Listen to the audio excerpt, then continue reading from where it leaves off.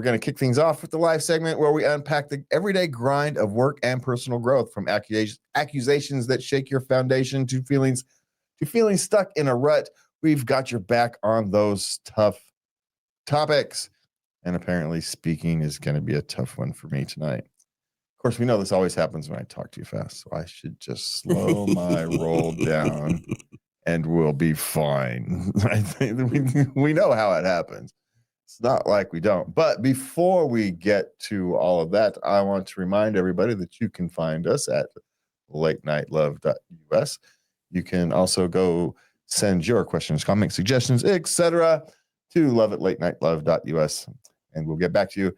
And Lubby has promised, maybe it's a New Year's resolution to start doing comments and stuff from YouTube and whatnot. That's a good one. We'll have to discuss that in the coming weeks. Yes. Because somebody has to do that. And somebody has to. And I don't have time. I know. So. I think about it. We just have to set it up so it's part of a routine. So like once a day you sit down to do it.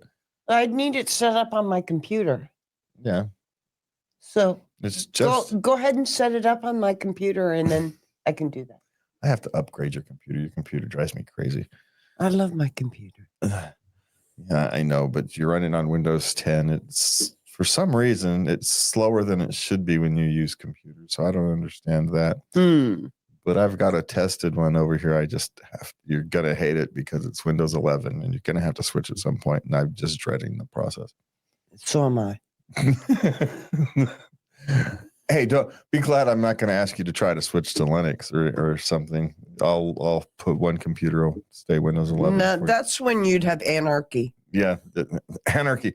But we're going to have to upgrade you because while the rest of us can manage a Windows 10 without issue for at least for a little while, somebody here isn't internet savvy enough to run an outdated operating system. So I am going to have to somewhere here soon. Trust me, I'm regretting it because that I have to give you. Well, can you wait till I'm in church? Oh, yeah. I'm not going to do it anytime next week or so or anything like that. Okay. It's going to be a while. Probably be by the new year, but you know, all right. You got some time. Just when I'm not around, it makes me so nervous. It's not dangerous. Anxiety. No, maybe I'll just clone. Depends how much stuff you've got on there. Clone it, let you use it until the new one's ready. There's things I can do, but actually I need to get you a case. Anyway, we've gone way off our topic. Yeah, we have. Even though this is life stuff, but it is life. This is how we work through our things. This is what we do. This is our process. No, I've got a tested one for you. I just have to we just have to move it and get everything moved over. So, all right. Anyway, I'm always thinking of your future. You do know this. I know. So, anyway, all right. Where are we starting tonight? Well, we are starting with a rather touchy one. Mm-hmm. Should I leave my job because I'm being accused of racism? Okay, now this is not that a person of a different color is accusing them of racist. Mm-hmm. It's two white women, and one woman is accusing the other woman of being a racist. Oh, so someone's offended for other people? Yeah. And how seriously is your job taking it? Not. Then don't worry about it. It's one of those things if the job isn't she's hurt. Yes, it's irritating. I completely understand, but it's one of those things you don't feed the trolls. You don't worry about what a moron thinks about you. And it's not worth your time and troubles to overly. If it would be a different discussion if the job was taking it seriously, but since the job is going, yeah, you hang around, they're going to force her way out because she's a pain in the butt, right? This is not the only time and place this woman has been a pain in the butt. Mm-hmm. So you let the process play out. Do your thing. Let the process play out because your reaction to this is going to show that, okay, they can deal with pressure. They can deal with stress without flipping out. Mm-hmm. So you become someone who is dependable and reliable, even under tough, difficult circumstances. Mm. And you yourself will have learned to become dependable and reliable under tough circumstances. This is a learning experience for you. It's how to do this, how to get through this. You can't run away from all these problems. Now, ask for a couple of days off, take a few days off to go kind of reset things. Sure. No problems with it. Now's a perfect time for a vacation. You know? Yeah. 3-day weekend. 4-day weekend, 5-day weekend. I'm serious. Yeah. Take a whole week off, whatever, but schedule your days off around the holidays so you get an extended period. Pick some time off just to reset, just to de-stress. Not because you're leaving or anything, just to de-stress. Good advice. But yeah, if the job isn't taken seriously, no, they're not. Then it's not worth worrying about. Don't let this woman's desire for control or projection impact your life where you're leaving a job that you otherwise like that pays your bills. Why are you going to take that risk because this woman's crazy? Don't. Or overly sensitive, or is projecting her insecurities on you, whatever it may be. Let her be the pain in the butt to the employer, not you. Okay. I made a mistake at work. I know I did enough to rectify the situation. Help me feel better. Yeah. Here's the thing. At some point, it will become a war story. Right? You're always going to feel bad. I still remember the time that we didn't even make a mistake. It's just one of those things, circumstances led to a thing happening.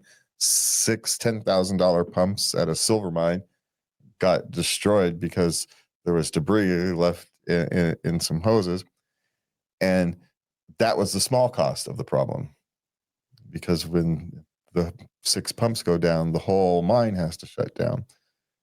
The $60,000 for the new pumps is a drop in the bucket to what it actually costs. $60,000 for the pumps is nothing. It's shutting down the mine for the week it takes to get the new pumps and to install them and all that stuff is the real cost. Yeah. You're a silver mine and you're not working. You're just losing money. Yeah. So what can you do about it? At some point, it becomes a war story. What it is be proud of yourself that you have a good enough work ethic is the wrong word, a good enough personal morality, personal ethics that you only want to do a good job and that you feel bad when you feel you have failed your own standards.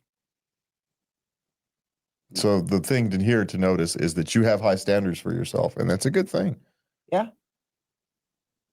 Now, you fixed it as best you can.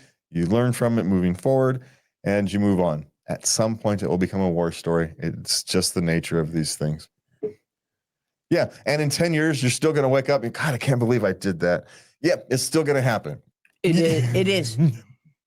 In 20 years, I still remember that, and I was 25. And that was 30 years ago. So, God, just think how much that would cost these days. Anyway.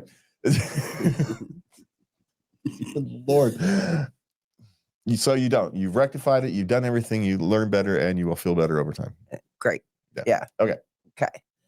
What's the most creative employee misconduct you've seen? I used to work at a trash recovery, and the truck drivers. Every spring fever would hit them, and mid-morning they would head home for a little look-see on the wife. Hey. Every spring they had a problem with it. That's one of those things All of them. You just plan for it then at that stage. If you're the boss, you just plan for that kind of thing. If you know it's gonna, it's fine. We're just gonna put it as part of the plan. Just becomes expectation rather than a big issue. Well, it depends. Like we've watched on the assembly line, and in order to get work done, we've done some mind-bogglingly dangerous things. And And if anybody had seen us, we would have gotten in serious trouble. And for stupid things, right? You work in a hose thing, you're manufacturing hoses. It's got to be so long, and you've got a piece that's a half an inch too long. So you got to cut it down. There's no realistic way to cut a half an inch off of a rubber hose. There's not really, at least not safely. And so theoretically, what you should do, you should go get the new roll and cut it to precision, right? That's what you should do. But they're also telling you don't leave scrap and all this stuff. So what you do is you grab a handle, you grab some pliers, you take it to the saw, and you hold the one side with the saw. So the pliers are a 1/4 inch in. And yeah. And if anybody ever saw you do stupid things like that, you might very well get fired. But it's a point of pride. Hey, managed to do that. You get this little sliver of thing cut off, and you put it down, and then whoever gets the smallest sliver is the best hose cutter. Not because anybody actually cares. But what were you guys doing? Exactly. Or janitors, the stuff janitors do in office buildings. Uh-huh. Yeah, they go onto the roofs and stuff just because you give them access. Why would you give a janitor the key to the roof? There's no need for a janitor to have a key to a roof, but they give janitors keys to the roof. And so janitors will go up there on their break and, take an adult break. Sit up on the roofs until the police helicopter finds you,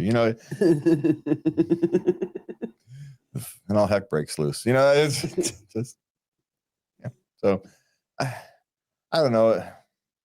I tend not to notice I'm one of those who generally minds my own business.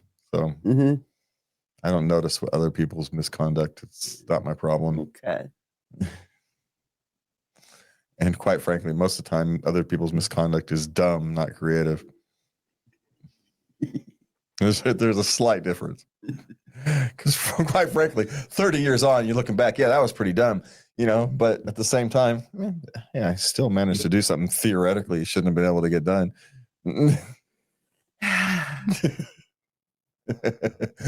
Okay. I don't feel challenged at work, and there's no outlook of getting promoted. Should I leave? You should look for other opportunities, and that may include, doing some volunteer work or some of your own projects to, expand your skill set. So you have the opportunity to look elsewhere, to network.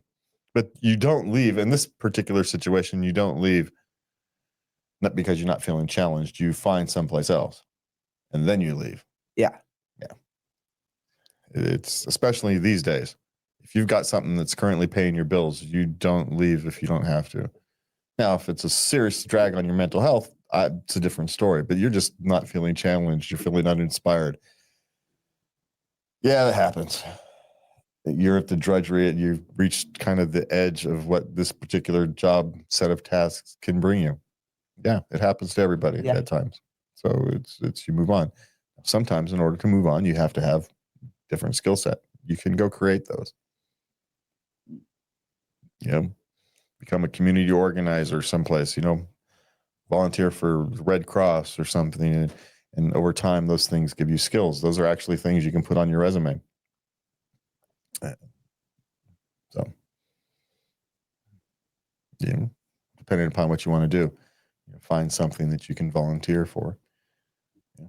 Volunteer for a local independent film production, holding lights.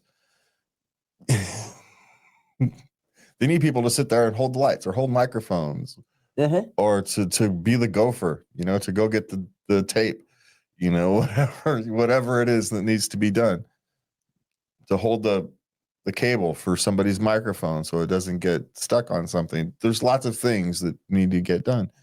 And what those things do is they bring you networking. A lot of those other people are volunteering, but a lot of those, high level volunteers have jobs and businesses, and you might actually have skills that they can use in their other side of their life. But that's how you network. Yeah. So should you leave? Probably not, but you should look for other opportunities and, up your skills. Okay. Do you get up early to have time for yourself before work? Okay, me and you are going to have completely different answers to this, right? Yeah. Because I get up out of bed, I put clothes on, you do the morning business, you finish your hair, and I finish my hair and I leave. It's like 10, 15 minutes, right? Before I'm out the door. I have a 2-hour process of waking up every morning. So lots of people have different morning routines, and there's nothing wrong with any of them, right? I shower before I go to bed, so I don't have to worry about that in the morning. There's all these various things.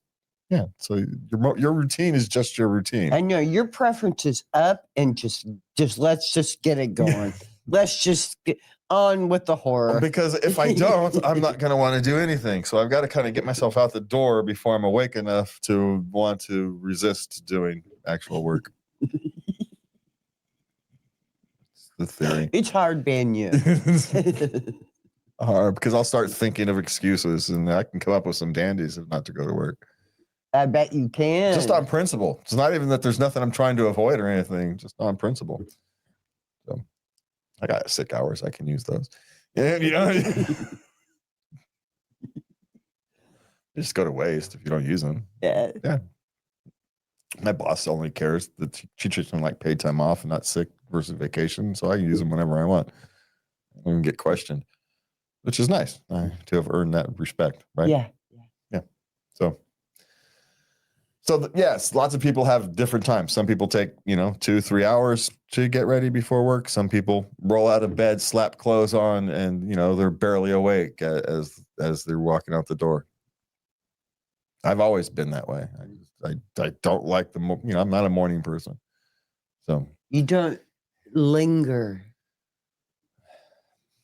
No, I linger. No, because then I've got to think about just get me going. Yeah, I take 15 minutes of meditation to think about my day, plan my day. Let's get this crap over and done with so I can. All right. Okay. Okay, this poor thing is crying during reviews. Like her work review? Yeah. It didn't go very well? No. And she couldn't hold herself together? No.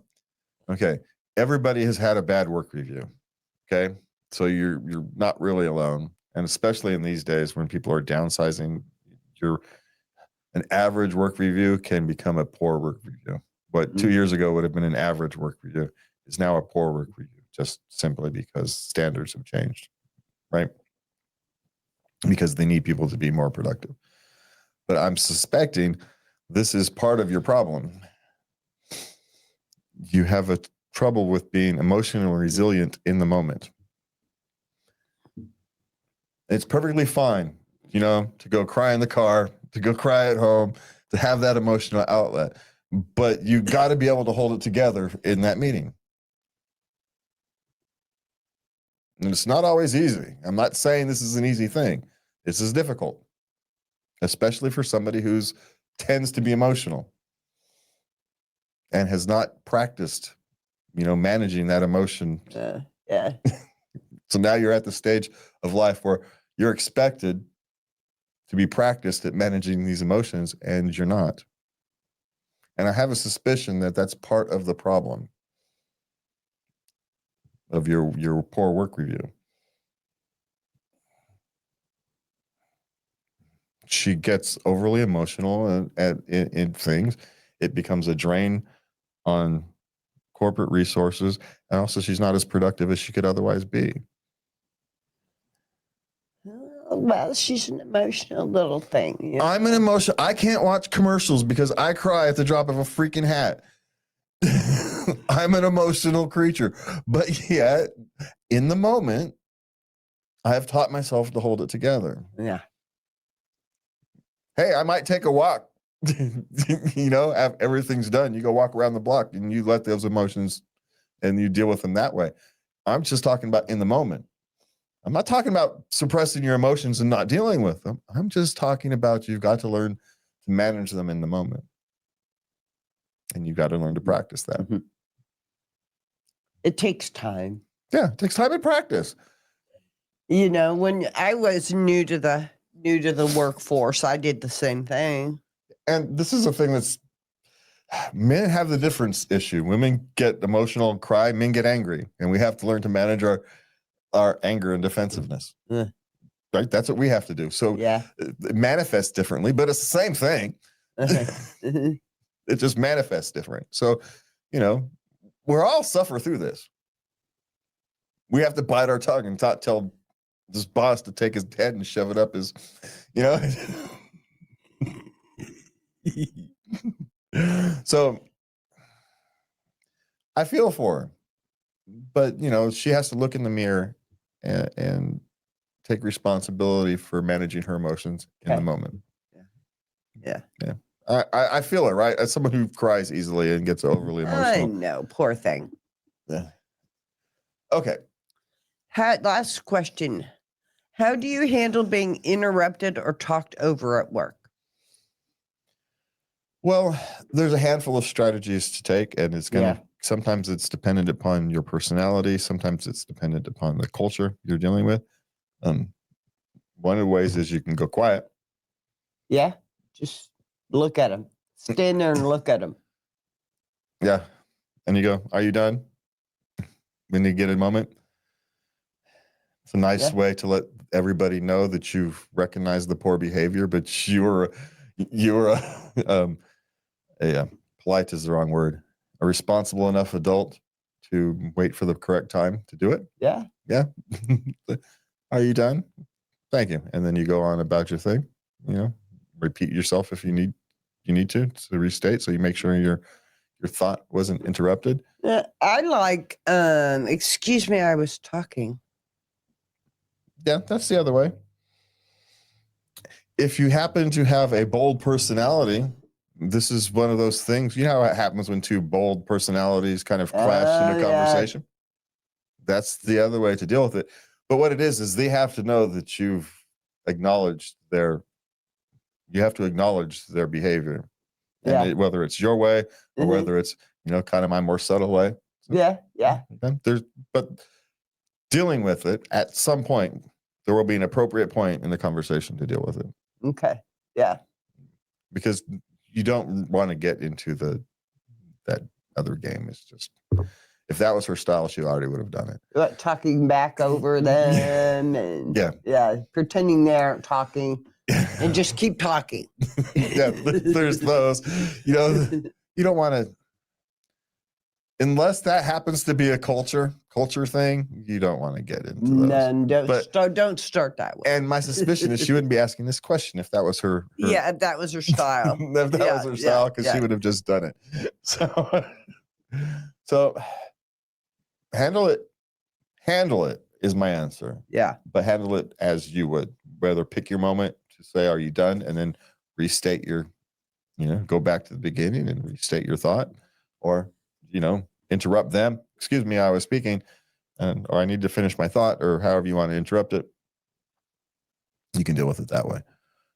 But, the high road is a wonderful place. You can see everything from up there. You really can. So that wraps up our life segment. Remember, your career is a journey, not a destination. So stick around for our next segment, where our family takes the center stage. That's it for me and Lubby tonight. Have a good one. And please remember to love everybody.